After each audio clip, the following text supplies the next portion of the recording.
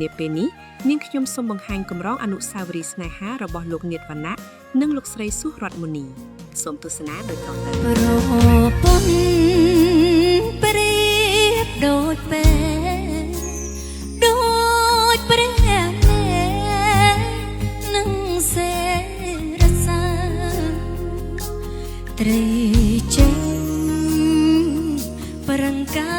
ពីពេលឆ្លូគ្នាកុំចាញ់ឈ្នះកុំចង់ឈ្នះចិត្តស្រី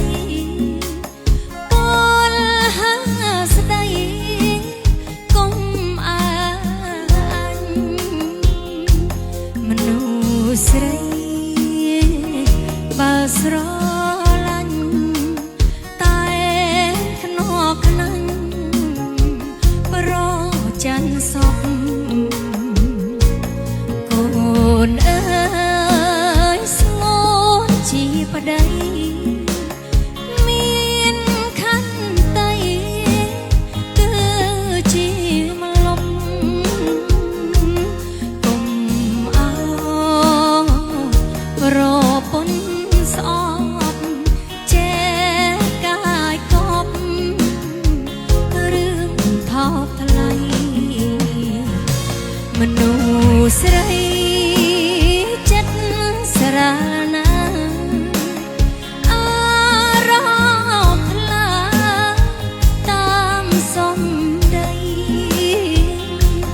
សរសើរលួចអស់ក្រៃបើបំភ័យឆាប់ស្លោស្លោ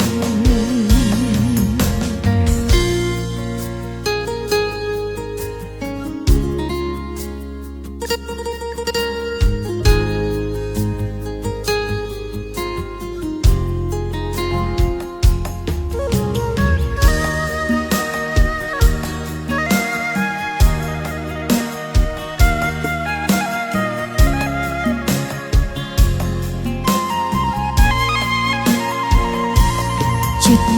ស្រីលំបាស្មាពេលខ្លះក្បត់តូចតន់ស្រឡាញ់លាក់លបលន់ឆាប់តូចតន់លងស្រឡាញ់ជីវិតប្រពន្ធប្តីនាយាយស្ដី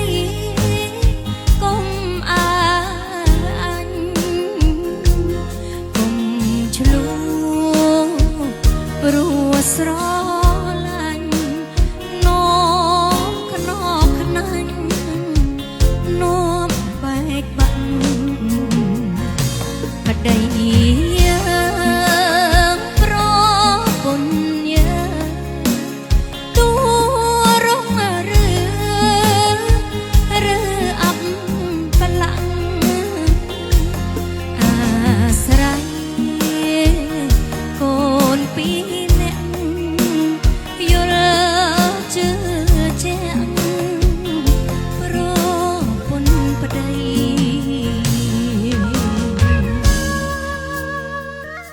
ចាសសូមអរគុណចំពោះការទស្សនាសូមជម្រាបលា